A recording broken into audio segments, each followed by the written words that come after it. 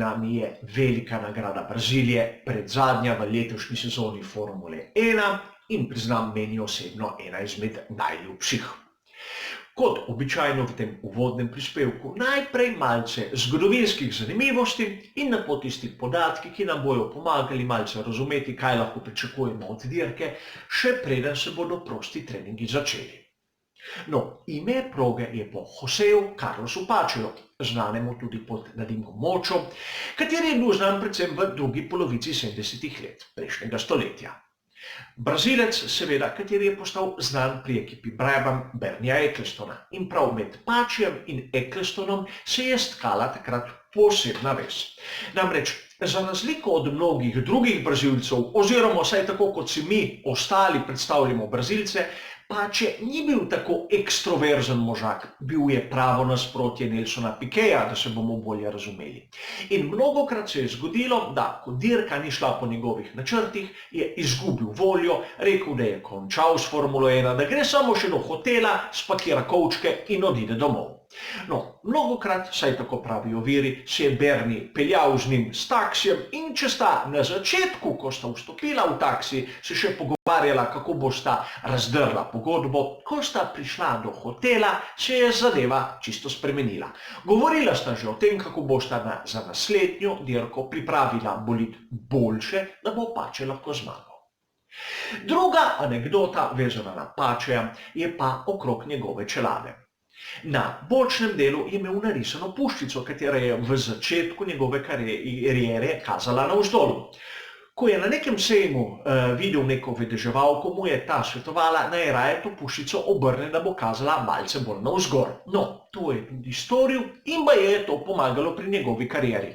Leta 1975 je namreč zmagal svojo edino dirko in to prav doma v Braziliji.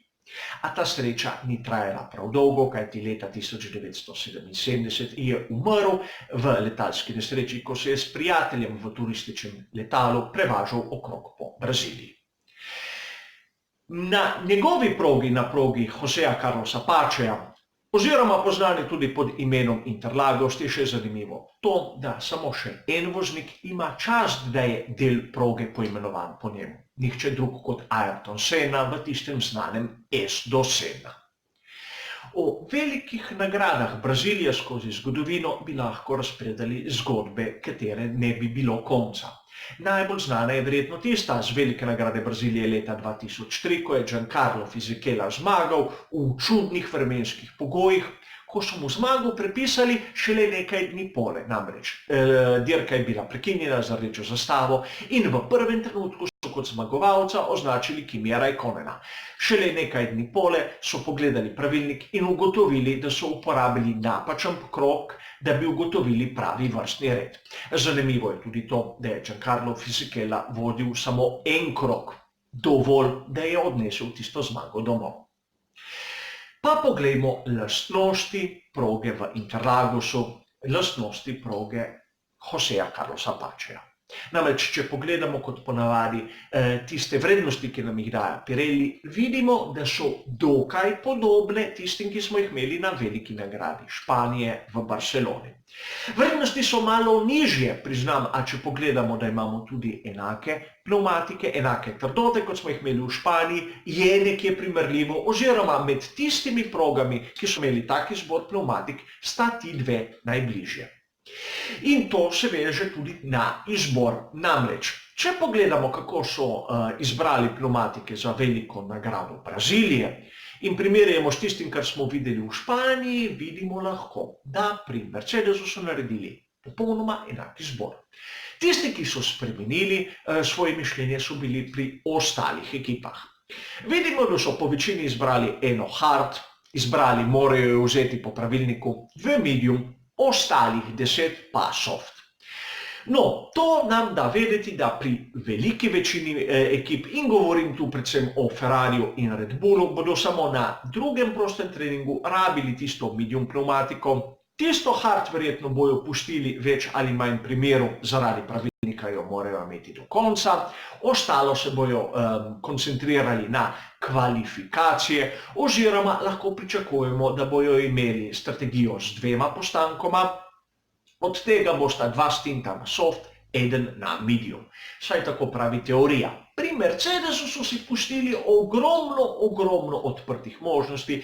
Imajo možnost tudi uporabiti tisto hard, kajti imamo asimetrični izbor in bom rekel, kljub temu, da imajo le 8 setov tistih soft, po mojem mnenju je to dovolj, da lahko uporabijo tudi isto strategijo kot tisto, ki sem opisal pri njihovih konkurentih. A bomo videli, to je vse, kar se da videti iz papirja, bom rekel, brez da bi sploh začeli proste treninge.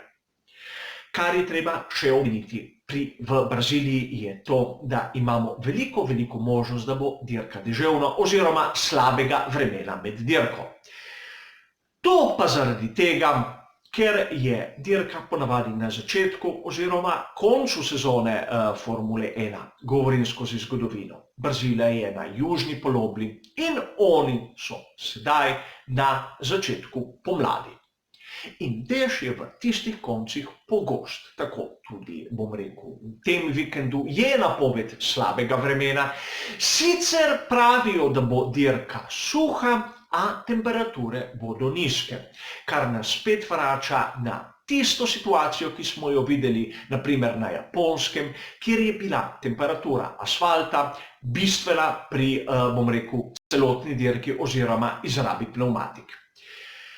Kot ponavadi bom tudi komentiral kvalifikacije in dirko v živo na kanalu Facebooka in kvalifikacije bodo ob 19. uri, to se pravi, vklopil se bom ob 18:45 v soboto, dirka bo od 18:10 z vklopom ob 17:45, kot običajno. Vabljeni, drugače pa po urniku za te ameriške dirke vsi ostali prispevki na kanalu YouTubea, to se pravi danes v petek ta uvodni del, jutri zjutraj tisti pred kvalifikacijami, zadnji briefing v nedeljo zjutraj in seveda komentar v ponedeljek. Hvala za vašo pozornost ter nasvidenje.